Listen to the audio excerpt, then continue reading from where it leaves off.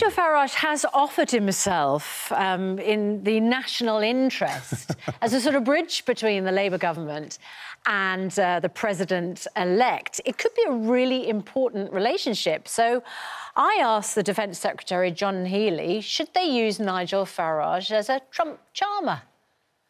The relationship that matters is between the elected UK government and the elected US government. That's always been the case over the decades. It's a especially deep relationship that will continue. And today, of all days, on Armistice Day, we recognise the depth of the historic bond between our two countries. That's kind of code for, I think we'll pass. Yeah, well, broadcaster Alex Phillips says using Nigel Farage as a go-between would work in our country's favour, while political commentator Jovan Owusu-Nepau believes the credibility of the British government could be undermined. We call you a political commentator, Jovan. You have a more significant role in Nigel Farage's life than that, don't you? Because... Well, yes, I stood against him some months ago at the election recently and... Well, in Clacton. In Clacton. As the Labour candidate. As the Labour candidate, indeed, yes. Yeah.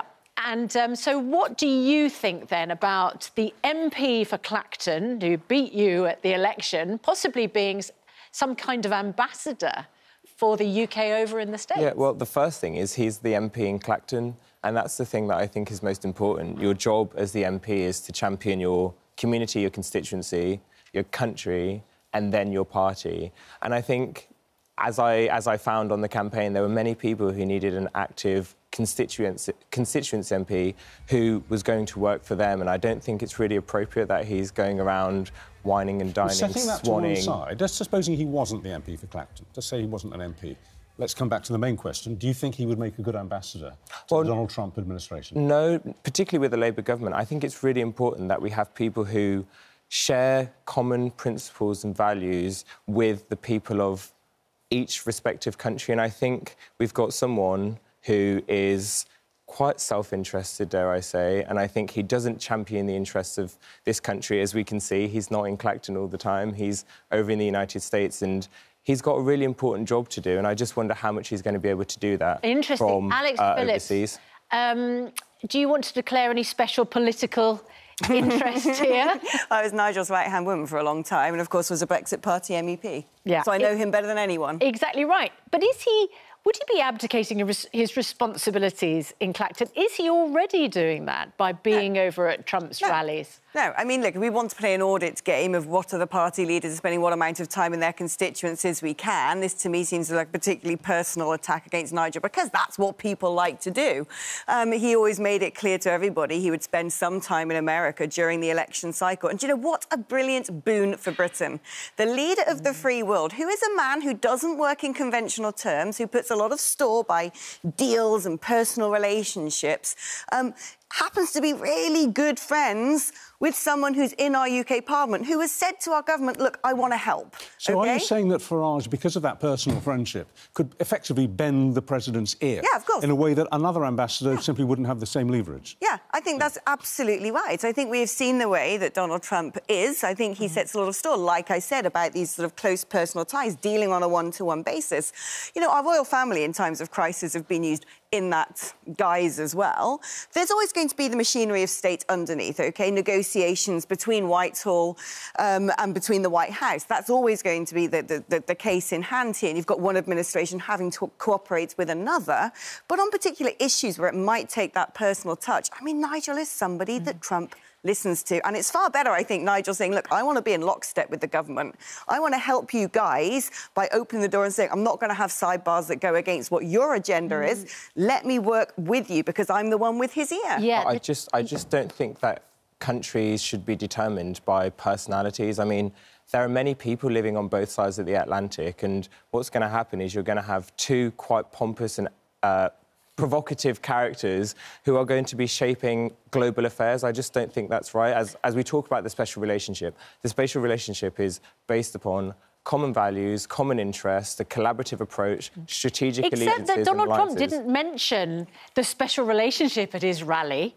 He mentioned a special person. He mentioned one politician in particular, Nigel Farage. I mean, we heard John Healey, the Defence Secretary, rule it out.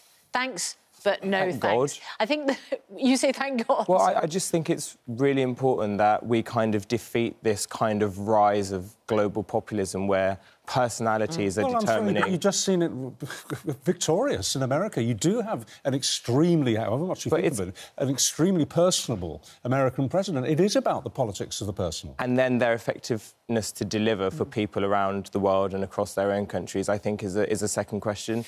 I just don't think But don't we have to engage? If you, I think we do have to engage, you've got a big personality in the White House, don't you need to engage with that personality? But I just don't think it's appropriate that we're kind of matching that kind of energy when there are so many issues at play. We've got issues around the environment, we've got issues on poverty, on inequality, we've got issues when it comes to a whole sector of society. Alex, we don't need these characters kind of determining global affairs. Look, the bottom line is Nigel Farage is a Reform UK MP. Yeah. He is not a Labour MP. Yeah. So the fact of the matter is he would be promoting his own interests or his party's interests. Well, no, he's saying the opposite. This is the point. There. He's saying rather he's than not have going to be promoting the Labour government's rather than interests, saying I'm going to have sidebars, which is going to happen anyway. They're good but what does friends. that mean, They're going that to talk phrase? anyway. Not going to have sidebars. Well, no, he's not. What? All of a sudden, he's going to not talk to Trump for the next 4 or 5 years. I mean, that's mad. Of course, he's going to. He's I see. He's going to have. You mean sidebars as in separate he'll have contact conversation anyway. Yeah. So him saying, actually, let's make that official, so it's in the national interest. So I know I'm in lockstep with you. That's the question. That's the question people are challenging you on. They're saying, but is it in the national interest or in Nigel's interest? OK, let's just say Nigel and Trump have dinner together and that isn't shared with the Labour government. Just a minute. This is from Daniel on Twitter. He says, and he speaks for a lot of people who've been contacting the programme this morning, I'm pretty sure it's self-interest rather than national interest as far as Farage is concerned. They just think that he's in it for himself. And what does he get from it? You What's he actually getting from it? Well, I don't know. I don't see what he's getting from it. He's got this close relationship with Trump. Reflected glory. He's got a good... I'm mates with the most powerful man. This isn't a man who goes for reflected glory. This is a man who's been vilified, standing up for what he believes in politics. I think his life could have been made a lot easier if he hadn't been a man of conviction. Let me bring you what the audience says. Jovan and Alex, thanks very much indeed. We asked you at home. Should Sir Keir Starmer use Nigel Farage's friendship with Donald Trump? 40% said yes. Bring it on. 60% said no. That's a bigger yes response than I was expecting, actually. Well, there we go. Thank you both very much indeed.